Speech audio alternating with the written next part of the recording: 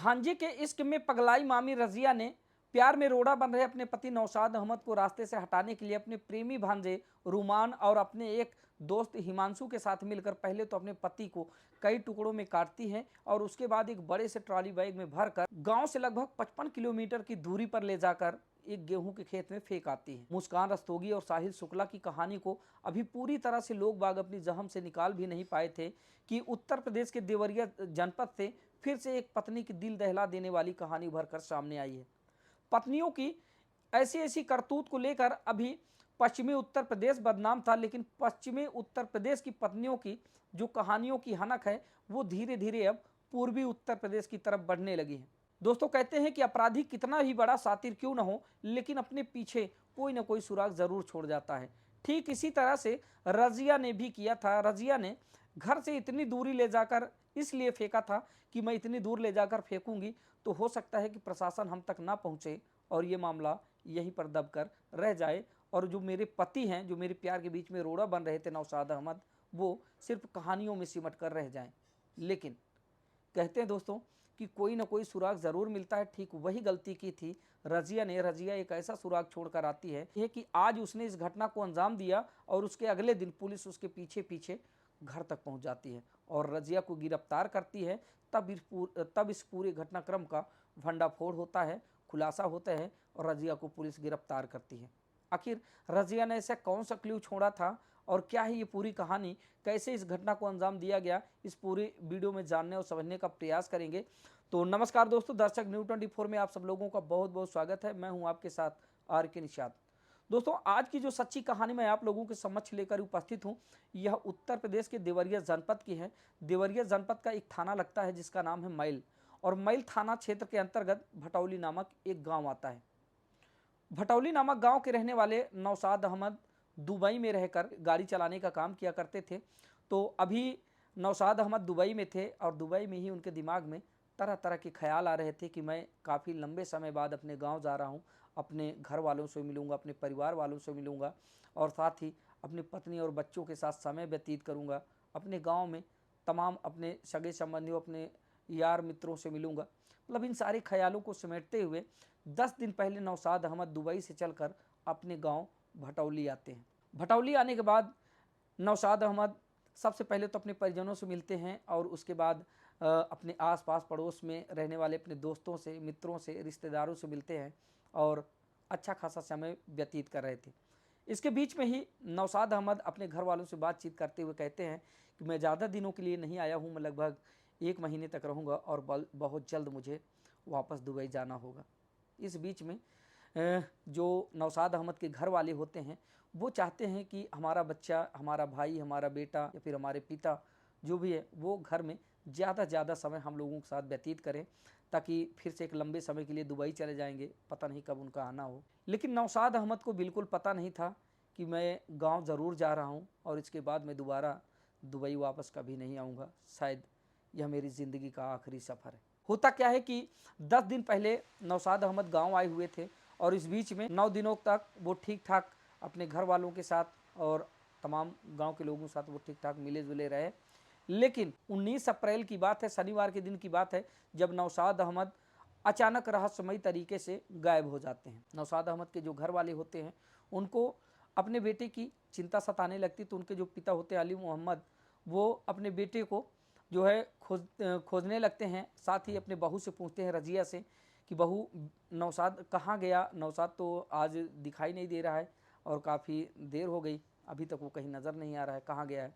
तो जो रजिया होती है वो बताती कि अबू मैं नहीं जानती, मुझसे कुछ बता कर नहीं गए, कहाँ गए हैं मुझे खुद नहीं पता है, होंगे कहीं आ जाएंगे। सब लोग इंतज़ार करते हैं, घर वाले बैठे रहते हैं, लेकिन अब घर वालों की जो बेचैनी होती है वो धीरे धीरे बढ़ने लगती है कि आखिरकार ये एक कम समय के लिए, काफ़ी लंबे समय के बाद दुबई से वापस आया है, तो इसको ज़्यादातर हम लोगों के साथ रहना चाहिए, पता नहीं कहाँ चला गया है।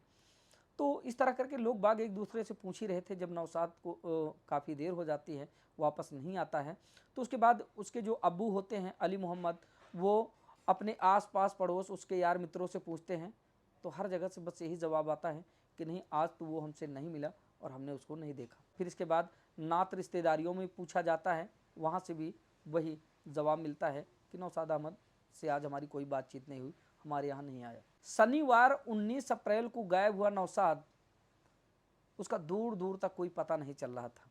तो आइए दोस्तों, आप लोगों को उस स्थान पर लेकर चलते हैं जहां से इस पूरे घटनाक्रम का भंडाफोड़ होता है, जहां से इस पूरे घटनाक्रम की शुरुआत होती है। दरअसल देवरिया जनपद के ही तरकुलवा थाना क्षेत्र के अंतर्गत एक गांव आता है जिसका नाम है पकड़ी पाखर पटखौली। पकड़ी पाखर पटखौली गांव के रहने वाले जितेंद्र गिरी अपने खेत में गेहूं की कटाई करवाने के लिए कंबाइंड मशीन लेकर जाते हैं, और जैसे ही जितेंद्र गिरी अपने खेत के पास पहुंचते हैं तो उनके पड़ोस के रहने वाले मदन जायसवाल का एक खेत होता है जो उनके खेत से सटा हुआ होता है। तो देखते हैं कि उनके पड़ोसी के खेत में, मदन जायसवाल के खेत में एक बड़ा सा ट्रॉली बैग पड़ा हुआ है।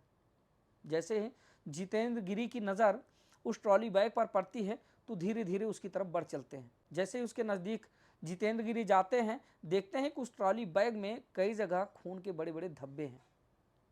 अब इसको देखकर जितेंद्र गिरी को शक होता है, संदेह होता है कि दरअसल इसमें ऐसा क्या है, और इसमें बहुत सारे खून के धब्बे लगे हुए हैं। तो बिना देर किए जितेंद्र गिरी तुरंत डायल 112 को सूचना देते हैं। डायल 112 की पुलिस मौके पर पहुंचती है, और जैसे ही वो पहुंचती है तो वो भी देखती है तो हैरान रह जाती, कितना बड़ा ट्रॉली बैग, और ट्रॉली बैग में कई जगह खून के धब्बे लगे हुए हैं। तो तुरंत जो डायल 112 की पुलिस होती है वो तरकुलवा थाना क्षेत्र की पुलिस को सूचना देती है कि मामला यहाँ पर कुछ और है, ये बड़ा सा ट्रॉली बैग है जिसमें कई जगह खून के धब्बे लगे हुए हैं। तो वहाँ से डॉग स्क्वाड और फॉरेंसिक टीम पहुँचती है, और तरकुलवा थाना क्षेत्र की भारी संख्या में फोर्स पहुँच जाती है। धीरे धीरे करके देवरिया जनपद के आला अधिकारियों तक ये खबर फैल जाती है, और उसके बाद उस घटना स्थल पर फॉरेंसिक टीम पहुंचकर उसको पहले बैरिकेड करती है, और बैरिकेड करने के बाद उस ट्रॉली बैग को ले जाकर खोला जाता है कि दरअसल इसमें है क्या। जैसे ही पुलिस उस ट्रॉली बैग को खोलती है, देखती है कि उसी ट्रॉली बैग में कई टुकड़ों में कटी एक युवक की लाश भरी पड़ी है। अब पुलिस उस लाश को तो देखती है, लेकिन अब सबसे बड़ा सवाल ये था कि ये व्यक्ति है कौन, इसकी शिनाख्त कैसे की जाए। तो उसी बैग में पुलिस कुछ सुराग खंगालने की कोशिश करती है। जैसे पहले बॉडी को निकालती है, उसके बाद कई एंगल से जो ट्रॉली बैग होता है उसको खोलती है, शायद इसमें कोई क्लू मिल जाए। तो देखते हैं कि सबसे पहले जो सुराग मिलता है उस ट्रॉली बैग में एयरपोर्ट का बारकोड मिलता है, और साथ ही एक विदेशी सिम मिलती है। सिम के साथ एक डॉक्यूमेंट्स मिलता है। शायद आनन फानन में घटना को अंजाम देने वाले जो लोग थे वो ये नहीं जान पाए थे कि ट्रॉली बैग में है क्या क्या। उसके बाद जैसे ही वो डॉक्यूमेंट्स मिलता है और उस एयरपोर्ट के बारकोड से पूरी जांच पड़ताल की जाती है, जो बॉडी की पहचान होती है वो देवरिया के ही मैल थाना क्षेत्र के भटौली गांव निवासी नौशाद अहमद के रूप में होती है। अब पुलिस बॉडी को लेकर सीधा भटौली गांव की तरफ रवाना होती है। पहले गांव में पुलिस पहुंचती है और पूछती है कि नौशाद अहमद का घर कौन सा है। तो लोग बाग, जो गांव के लोग होते हैं, वो बताते हैं नौशाद अहमद का घर। फिर इस तरह पुलिस पूछते पूछते नौशाद अहमद के घर पहुंचती है, तो उसकी पत्नी मिलती है रजिया। तो रजिया से पुलिस पूछती है क्या ये नौशाद अहमद का घर है। तो रजिया कहती है हाँ साहब यही है नौशाद अहमद का घर, क्या हुआ। फिर उसके बाद पुलिस अंदर जाती है। घर में ही तलाशी लेने पर एक सूटकेस मिलता है, और उस सूटकेस में भी खून के धब्बे लगे हुए होते हैं। फिर जैसे ही दूसरे सूटकेस को पुलिस देखती है तो मुस्कान रस्तोगी की घटना को याद करते हुए पुलिस तुरंत रजिया को टारगेट में लेती है, और पुलिस रजिया से पूछताछ करती है कि ये बताओ नौशाद अहमद है कहाँ। तो रजिया कहती मुझे नहीं पता कि वो कहाँ है, वो कल से गायब है, यानी कि शनिवार से वो गायब हैं, और हम लोग काफ़ी परेशान थे, उनका दूर दूर तक कोई पता नहीं चलता है। बस उसके बाद रजिया करती क्या है कि वही रोने पीटने वाला नाटक शुरू कर देती है। रजिया पुलिस के सामने इस तरह से अब रोने लगती है कि मानो उसको कुछ पता ही नहीं। और नाटक करते हुए रजिया पुलिस से बार बार पूछती कि साहब हुआ क्या है, आप हमसे इतना सब कुछ पूछ रहे हैं, मेरे पति को हुआ क्या है बताएं। तब पुलिस बताती है कि दरअसल जो नौशाद अहमद हैं उनकी लाश जो है एक बड़े से ट्रॉली बैग में तरकुलवा थाना क्षेत्र के पकड़ी पाखर पटखौली नामक गांव में मिली है, गेहूं के खेतों में। जैसे ही इतना सुनते हैं तो नौशाद अहमद के जो घर वाले होते हैं वो ज़ोर ज़ोर से रोना शुरू कर देते हैं, रोना पीटना शुरू कर देते हैं। और बिल्कुल घर वालों के साथ रजिया भी इस तरह से रो बिलख रही थी जैसे कि मानो उसको कुछ पता ही ना हो इस घटना के बारे में। बस वो पहली बार इस घटना के बारे में सुन रही हो कि उसके पति के साथ ऐसा हो गया है। इसके बाद पुलिस उस बॉडी का पंचनामा कर पोस्टमार्टम के लिए भेज देती हैं, और मुस्कान रस्तोगी और साहिल शुक्ला की कहानी को टारगेट में लेते हुए और घर में मिले उस खूनी सूटकेस को टारगेट में लेते हुए पुलिस रजिया को उठाती है और थाने ले जाकर पहले उससे पूछताछ करती है। रजिया से काफ़ी देर तक जब पुलिस पूछताछ करती है तो रजिया के द्वारा लगातार इस मामले को घुमाया जाता है और रजिया बताती है कि साहब मुझे नहीं पता कि वो कहाँ गए, वो अचानक घर से लापता हो गए थे, हम लोग ढूंढ ढूंढ परेशान हो रहे थे, पता नहीं वो कहाँ थे, उनका पता नहीं चल रहा था, लेकिन आज मिले भी तो इस हालत में। पुलिस पहले तो प्यार से काफ़ी देर तक रजिया से पूछताछ की, लेकिन उसके बाद जब पुलिस को ये लगता है कि शायद रजिया अब आसानी से नहीं बताएगी, तो जानते हैं कि पुलिस जब अपने पर आ जाती है तो गूंगे भी बोलने लगते हैं। पुलिस ने जब अपना पुलिसिया रुख अपनाया तो जो रजिया होती है उस पूरे घटनाक्रम का खुलासा करने लगती है। दरअसल रजिया के द्वारा बताया जाता है कि साहब जब मेरे पति दुबई चले जाते थे और काफ़ी लंबे समय बाद आते थे तो उनकी जुदाई मुझसे बर्दाश्त नहीं हुआ करती थी। इस बीच में मेरे पति यानी कि नौशाद अहमद का जो भांजा होता है रुमान, वो घर आया जाया करता था, जिससे वो दोनों एक दूसरे के संपर्क में आते हैं, दोनों में प्यार हो जाता है और प्यार होने के बाद कई वर्षों से लगातार वो दोनों एक दूसरे के साथ संबंध में थे, दोनों एक दूसरे के साथ रिलेशनशिप में होते हैं और इस बीच में अचानक नौशाद अहमद दुबई से घर आ जाते हैं।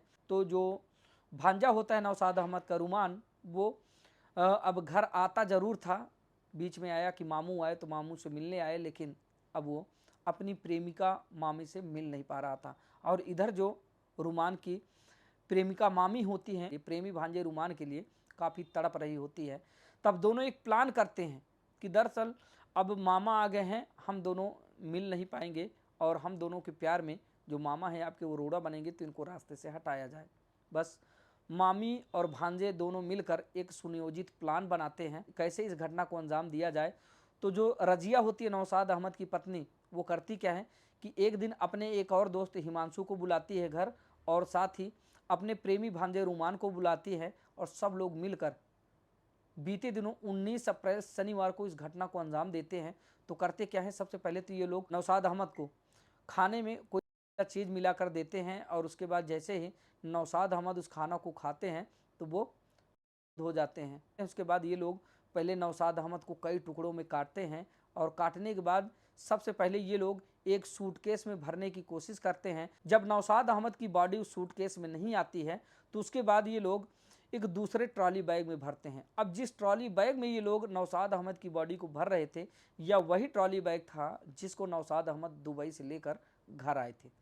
उसी ट्रॉली बैग में एयरपोर्ट का जो बारकोड होता है वो लगा होता है और साथ ही एक दुबई की सिम होती है वो उसी में होती है और एक डॉक्यूमेंट्स उसी में धोखे से पड़ा रह जाता है। ये लोग ध्यान नहीं देते हैं और उसी बड़े से ट्रॉली बैग में भर कर ये लोग नौशाद अहमद को घर से लेकर गांव से करीब 55 किलोमीटर की दूरी पर तरकुलवा थाना क्षेत्र के पकड़ी पाखर पटखौली नामक गांव में गेहूं के खेत में फेंक कर चले आते हैं। इस तरह से ये लोग इस पूरे घटनाक्रम को अंजाम देते हैं। और दोस्तों, जैसे ही जितेंद्र गिरी अपने खेत में कंबाइन मशीन लेकर गेहूं कटवाने के लिए जाते हैं, तब इस पूरे घटना वो डायल 112 को सूचना देते हैं। उसके बाद डायल 112 की पुलिस जब वहां पर पहुंचती है तो डॉग स्क्वाड और फॉरेंसिक टीम को बुलाया जाता है और साथ ही देवरिया की जिले लेवल की पुलिस फोर्स वहां पर पहुंचती है और इस पूरे घटनाक्रम का खुलासा करती है। नौशाद अहमद की पत्नी रजिया के द्वारा इस पूरे घटनाक्रम के खुलासा करने के बाद रजिया को पुलिस गिरफ्तार करती है और संबंधित धाराओं में अभियोग पंजीकृत उसको जेल भेजने का काम करती है। वहीं पर जो दो अन्य आरोपी हैं यानी कि रजिया का जो प्रेमी है रुमान, नौशाद अहमद का भांजा वो, और साथ ही रजिया का जो एक और दोस्त है हिमांशु, ये दोनों फरार है। पुलिस दबिश दे रही, बहुत जल्द इन लोगों को गिरफ्तार कर जेल भेजा जाएगा। दोस्तों, इन दोनों कहानियों में फ़र्क बस इतना है कि उधर मुस्कान रस्तोगी जो होती हैं वो अपने प्रेमी साहिल शुक्ला के साथ मिलकर अपने पति सौरभ राजपूत को रास्ते से हटाने के लिए नीले ड्रम का इस्तेमाल करती है और इस घटना में रजिया अपने पति नौशाद अहमद को रास्ते से हटाने के लिए अपने प्रेमी रुमान के साथ और अपने दोस्त हिमांशु के साथ मिलकर अपने पति को कई टुकड़ों में काट कर उसको ट्रॉली बैग में भरती है, यानी कि ट्रॉली बैग का इस्तेमाल करते हैं। लेकिन रजिया को ये बिल्कुल नहीं पता था कि मैं जिस सातिराना अंदाज में इस पूरे घटनाक्रम को अंजाम देने जा रही हूँ उससे कहीं 4 कदम आगे चलती है उत्तर प्रदेश की पुलिस। देवरिया की पुलिस ने मात्र एक दिन में ही इस पूरे घटनाक्रम का भंडाफोड़ कर दिया और रजिया ने जो दिमाग लगाया था रजिया का पूरा मिशन फेल हो गया। तो दोस्तों आज की इस पूरी कहानी को सुनाने का मकसद किसी को हताहत करना या फिर परेशान करना नहीं था, किसी का दिल दुखाना नहीं था, बल्कि आपको जागरूक करना था कि समाज में हो रही ऐसी घटनाओं पर अंकुश लगे। आप लोग जहां भी रहें सजग रहें, सतर्क रहें, ताकि आप लोगों से किसी भी तरह की कोई गलती ना हो जिससे कि समाज में आप लोगों की आन मान सम्मान प्रतिष्ठा में किसी भी तरह कोई आँच आए। तो मिलते हैं फिर से किसी नई खबर में, तब तक के लिए नमस्कार।